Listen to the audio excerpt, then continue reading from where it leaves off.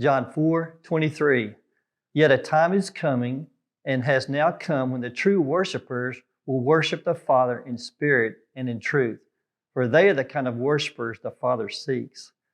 This is Jesus talking to the woman at the well, where he's talking about it's not so much important where you worship, but how and why you worship.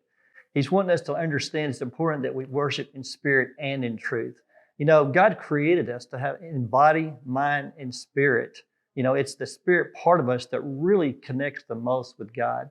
And Jesus taught us that, knowing our spiritual poverty is really important when he spoke on the Sermon on the Mount, when he said, "Blessed are the poor in spirit, for theirs is the kingdom of heaven."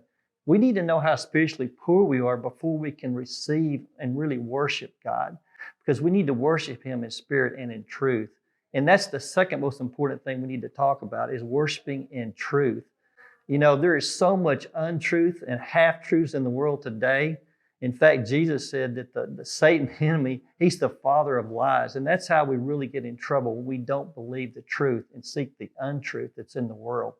And so it's important that we have these in balance, because if we just worship with just in spirit, sometimes we come out with no content or no meaning.